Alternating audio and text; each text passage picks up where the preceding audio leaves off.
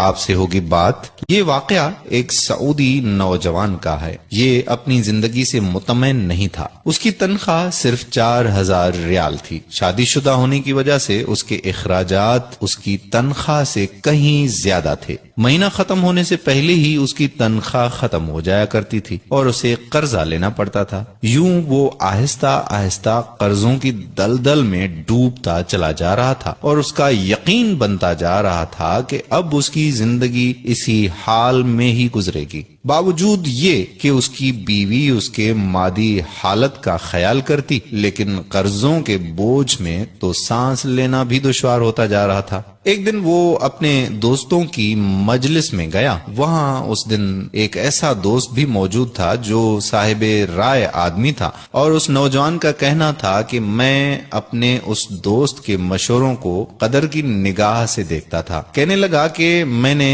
اسے باتوں باتوں میں اپنی کہانی کہہ سنائی اور اپنی مالی مشکلات اس کے سامنے رکھی۔ اس نے میری بات سنی اور کہا کہ میری رائے یہ ہے کہ تم اپنی تنخواہ میں سے کچھ حصہ صدقہ کے لیے مختص کر لو۔ اس سعودی نوجوان نے حیرت سے کہا کہ جناب، مجھے تو گھر کے خرچے پورے کرنے کے لیے قرضے لینے پڑتے ہیں اور آپ صدقہ نکالنے کا کہہ رہے ہیں۔ خیر، میں نے گھر آ کر اپنی بیوی کو ساری بات بتائی تو بیوی کہنے لگی کہ تجربہ کرنے میں بھلا کیا حرج ہے، ہو سکتا ہے کہ اللہ تعالی تم پر رزق کے دروازے کھول دے۔ کہتا ہے کہ میں نے ماہانہ 4000 ریال میں سے 30 ریال صدقے کے لیے مختص کرنے کا ارادہ کیا اور مہینے کے آخر میں اسے ادا کرنا شروع کر دیا۔ سبحان اللہ، قسم کھا کر کہتا ہوں کہ میری تو حالت ہی بدل گئی۔ کہاں میں ہر وقت مالی ٹینشنوں میں اور سوچوں میں رہتا تھا، اور کہاں اب میری زندگی گویا پھول ہو گئی ہو جیسے، ہلکی پھلکی، آسان۔ قرضوں کے باوجود میں خود کو آزاد محسوس کرتا تھا۔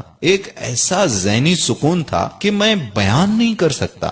پھر چند ماہ بعد میں نے اپنی زندگی کو سیٹ کرنا شروع کر دیا، اپنی تنخواہ کو حصوں میں تقسیم کیا، اور یوں ایسی برکت ہوئی جیسے پہلے کبھی نہیں ہوئی تھی۔ میں نے حساب لگایا اور مجھے اندازہ ہو گیا کہ کتنی مدت میں انشاءاللہ قرضوں کے بوجھ سے میری جان چھوٹ جائے گی۔ پھر اللہ جل شانہ نے ایک اور راستہ کھولا اور میں نے اپنے ایک عزیز کے ساتھ اس کی پراپرٹی ڈیلنگ کے کام میں حصہ لینا شروع کر دیا۔